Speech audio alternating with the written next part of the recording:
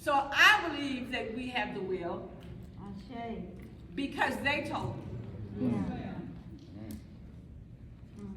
And anyone that speaks, we're going to ask that you use the mic. Hopefully it's working so we can catch. Dr. Toure, I think there's a question that precedes that.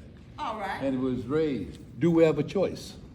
No, I got it. That's it. Yeah, you got to explain it. Testing. Do we have a choice?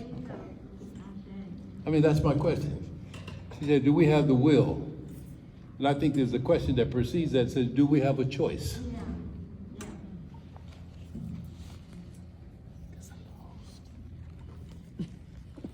This is family talk. This is conversation time. So you're not in school, so you don't speak, Barbara. Okay, I'm following Mama E.T. Harvey. She talked about her grandchildren. We have the will. My 2-year-old grandchild, who was born on the 6th of January, is a child of Legba. And my 2 babies, a girl and a boy, were born, they're 6 months old now, 57 years after the assassination of Haj Malik al-Shabaab. They're telling me we have the will and we must fight white supremacy and patriarchy and all of the oppressions and exploitations so that we can live in a free planet. Yeah. Okay. Put me on the spot, that's fine. We don't have a choice. Yes. We do have the will. I have the will because I'm a child of God, and God gave us life abundantly so that we can bring freedom and justice and beauty and peace to our future, not just to our future, now for us and for our future. They're just gonna pass it down? Good. Just go through the day, the sequence, the content, the power of the content, the events. Just, even if you need to close your eyes and just recall, call up your memory. This is practice. To reflect on what has happened in the last 2 days. From the reason why Queen Mother called us together.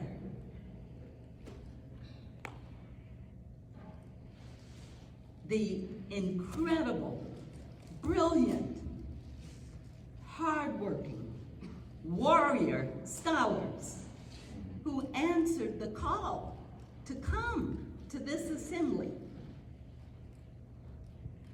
Think about what has happened from the start of the second day, this morning.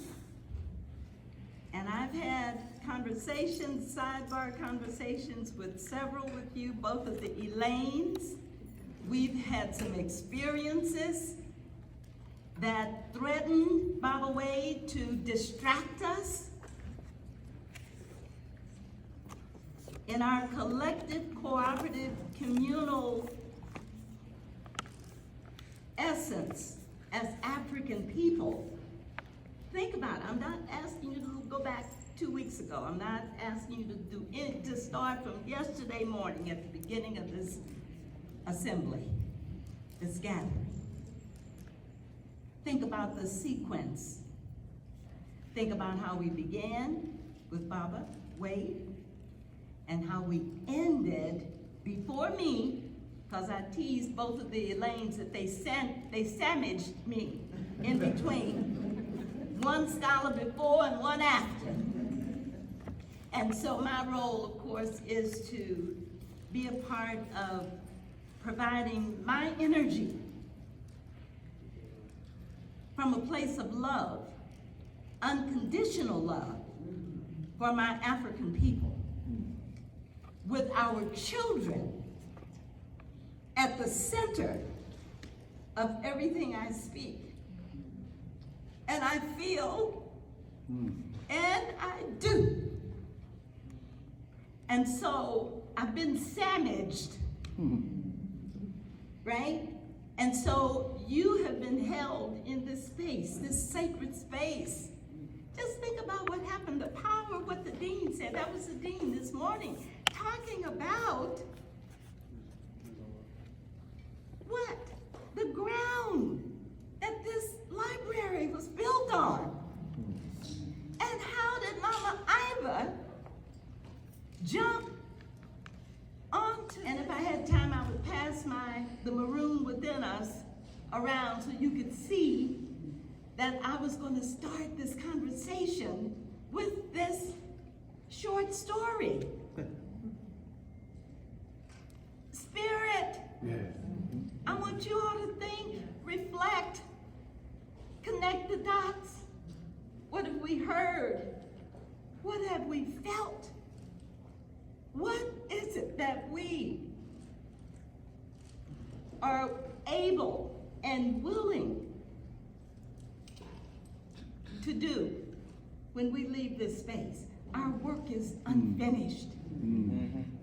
I brought my copy of Baba Wade's most recent publication, The Unfinished Business, right? The Haitian Revolution. I bought it so he could sign it. He didn't even get to the table. Before I ran up and gave it, I said, before you get people circling you, you gotta autograph this book. I didn't even know what he had written. I knew he wrote something to his sister Elaine. That has yielded great bounty for me.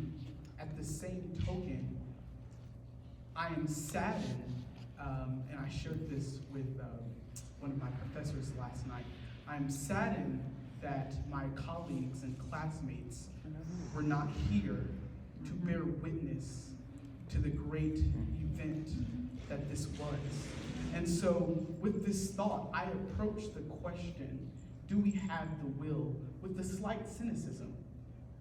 When I consider the present moment, and even the commitment that our institutions have to perpetuate the notions of white and Eurocentric hegemonic thought. Speaking on a young man. At this moment in time, when I consider the masses of Black and African people in our world, I am not certain that we have the will, nor that we possess the ability to progress forward. And so given that, I think we have to think more in-depthly about how we as a collective will re-invoke the spirit of who we are to the current generation. Because we are the ones who are going to have to propel our people forward. And Dr. Carruthers, you talked about the metaverse today.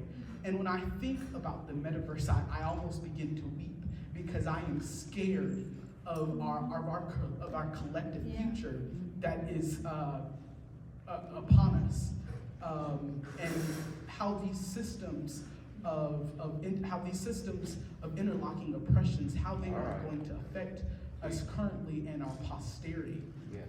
And so I think we have to reinterrogate what it means to be committed to eradicating, I'm using your language, Dr. Beatty, the Western ideologies within us, and how we will mobilize and unify as an intelligentsia to be those translators and those facilitators for our working liberation to actualize our potential. That's right.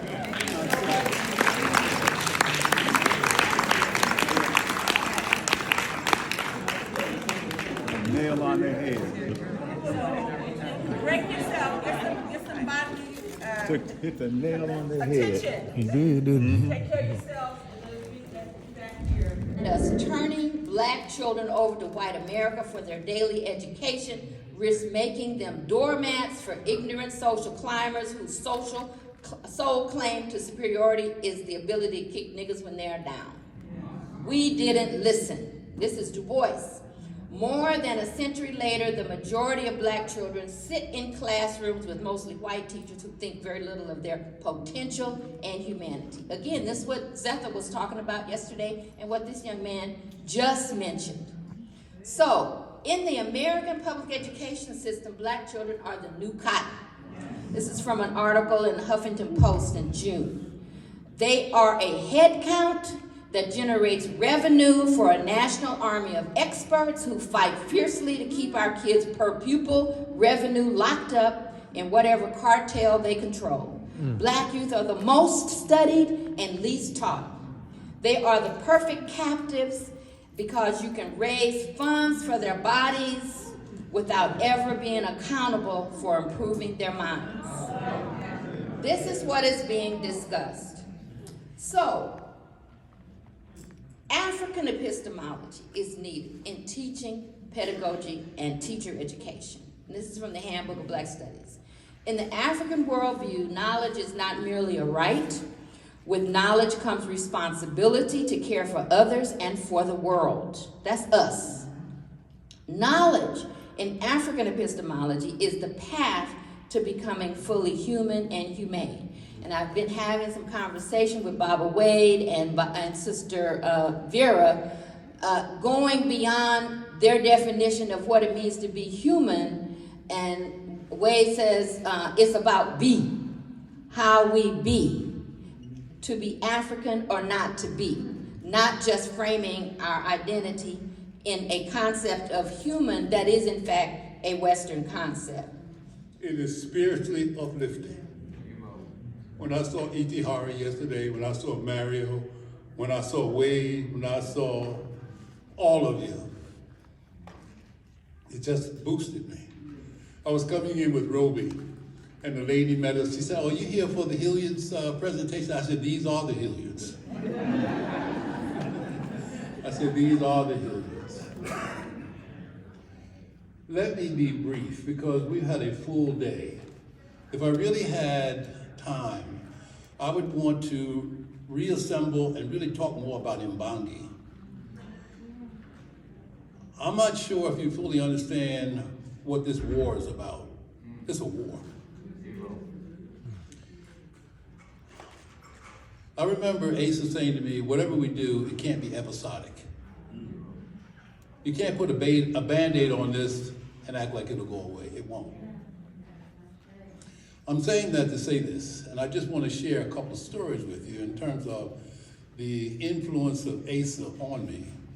And let me begin by just talking about where I am currently. February of 18 months ago, February of 21, I think, I really couldn't take it anymore in terms of what I was reading and hearing and seeing about what's happening to black kids. So I started a podcast. Just talking about the parents. How do we empower you to empower our children to unlock the genius in them, as Dr. Baba Asa talks about. So I had a weekly podcast, just talking on different topics about early literacy, the importance of the foundation, and so forth and so on. So you never know who's listening to you. Asa's granddaughter. She said to me today, she said, "I love hearing your podcast." Oh, so you do? So you never know. So I'm saying that to say that as we go forward, it can't be something that's a one-shot deal. There was a school here in Atlanta that this principal asked me once, "Can you help me?" It was a school where all of the other schools sent their worst students. So I was there. And I said, "Let me take a look." So I spent every day for 4 months at the school, every day. So I went to him and said, "We can fix this, but we can't do it in terms of what you're doing. It has to be a whole different changing of the curriculum." I said, "Allow me to develop something for all of the incoming 8th graders." So the school 8-12. Allow me to develop something that makes sense to them. So I wrote a curriculum. The first module was, who are you? Who are you? And on and on and on. I don't want to spend a lot of time on that. ASA and I started a Saturday school. You remember back in the day, SES meant socioeconomic status, low income, whatever. For us, it was our Saturday enrichment school. I went out and recruited, I came over to the AU Center and recruited volunteers to come to our Saturday school. What I said was, if you volunteer short of death, you must come every Saturday. And there's no excuses. There's no remedial work. We focus on reading enrichment, math enrichment, science enrichment, and history and culture.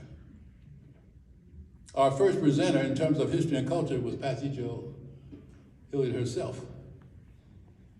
Patsy came dressed in all of her African regalia and had a whole slew of things and items. She said to the students, as if it were yesterday, she said, these are items that we brought back from Africa. They belong to my family. And I want you to either go and get something to hold or to put something on. Am I right, Patsy? Yes. And so for the next hour and a half, she talked to them. They ate it. I mean, they were consumed by it. Now, what am I saying? At this particular school, the average daily attendance was 60%. ASA and I ran that Saturday school for a year. We had 100% attendance every Saturday. Now, you know how in February, Atlanta can get these crazy ice storms, you can't travel? I get this call from Louise Watley, who was head of the Tenant Association in the Carver Homes. I said, Louise, we can't make it. She said, Jim, the children have broken in to go to school. That's the God's witness. Yeah. Thank you. She said they broke in to go to school. So for 9 years, I was in that community every day. I was in that school for 9 years. So my point is, it can't be a one-time participation and go away. I was in there for 9 years. This school had the highest dropout rate, the highest teen pregnancy rate in the state. We were able to reduce teen pregnancy by 40% in less than one semester. That's documented by the Fulton County Health Department. My point is, if we're presenting and responding to the needs and interests, they respond. They absolutely respond. Stay with me for just a moment, please. ACE has been on the trail a long time. You remember this? I spoke before NAPSI some years later. I said, what happened to the book that ACE put out in terms of saving our children? They had no response. In other words, we come up with documents and then we move on. We can't do that. This is a document, if you saw the collection, that's in ACE's collection. In education today, they use a portfolio system. There's no place, and I've done the research on it, that references the Black Task Force. The portfolio system came out of the work that ASA did. There is no mentioning or citation of the portfolio system that came from the work of the Black Task Force when they were putting in the certification for CDAs.